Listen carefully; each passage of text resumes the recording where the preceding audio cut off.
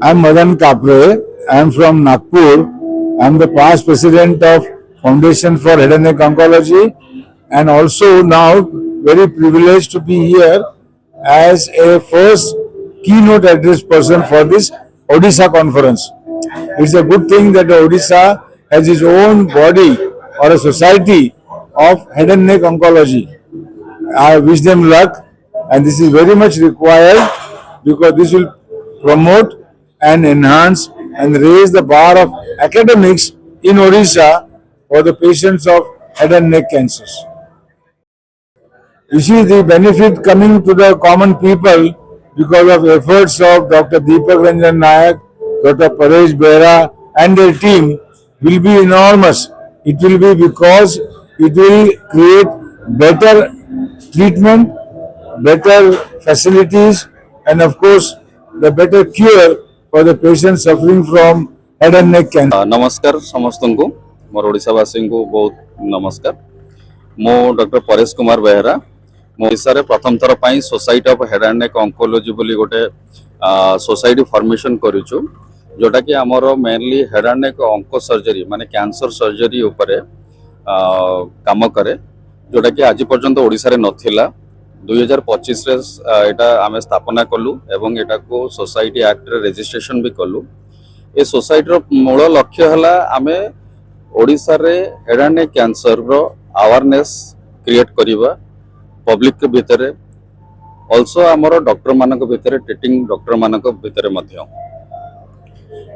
आमर एथिरे ENT surgeon head and neck surgeon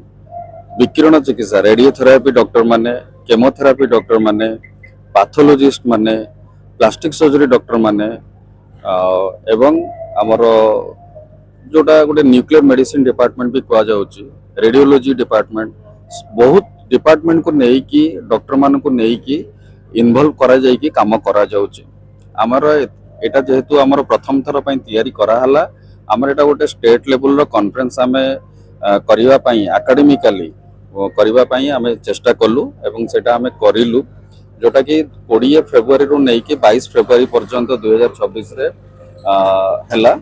20 February आमे एक्चुअली आमर जो माने यंग सर्जन माने अछंती जो माने पाठ पढुचंती पीजी करूचंती पीजी सारिचंती रेसिडेंट अछंती से माने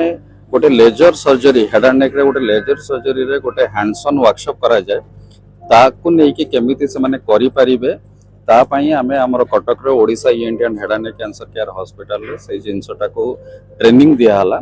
जो कि आमर मुंबई रू डॉक्टर प्रथमेश पाई जी आमर professor TMH head and neck cancer surgery department थिले से योगदान करथिले तांको अंडर रे से बहुत पिला माननकू शिखिया को बहुत किछि मिलिला एंड तापरे आमे 21-22 रे हमर एठी भुवनेश्वर रे आमे मेन कॉन्फ्रेंस ता आयोजन कलु। एथिरे पाखापाखी 100 रु ऊर्ध्व डॉक्टर माने डिफरेंट डिपार्टमेंट रो जो माने हेड एंड नेक सर्जरी की हेड एंड नेक कैंसर रे इन्वॉल्व अछंती ट्रीटमेंट रे सेही माननको नै कि सेमानकर एक्सपीरियंस सेमानकर एक्सपर्टाइज नॉलेज एक्सचेंज निज भितर करी भितर घा को नै कि ओरल कैंसर बोली कहंती नोज हो नाकर कैंसर हो कानर भी हो आमर स्वर जंत्र हो लैरिंग्स कैंसर बोली कह जाए थायराइड बहुत गोटे कॉमन जोटा थायराइड कैंसर भी होचे सबु जिंस को नहीं कि आमे एंड डायरेक्टर भी थिले एबे से डायरेक्टर अपोलो ग्रुप इंडिया रो अछंती सी योगदान करिथिले तांकर एक्सपीरियंस से आमर एठाकर डॉक्टर मानक संगे बहुत भलो भाबरे शेयर कले। डॉक्टर प्रथमेश पाई थिले डॉक्टर मदन कापरे जणे होचंती रिनाउंड सीनियर ईएनटी सर्जन जे कि नागपुर रु सी भी योगदान करिसंती समस्तंकर एक्सपीरियंस समस्तंकर एक्सपर्टाइज को नै कि आमर जे सोसाइटी रो प्रेसिडेंट भी अछंती डॉक्टर दीपक रंजन नायक तांकर गाइडेंस रे आमे ई कॉन्फ्रेंस टा को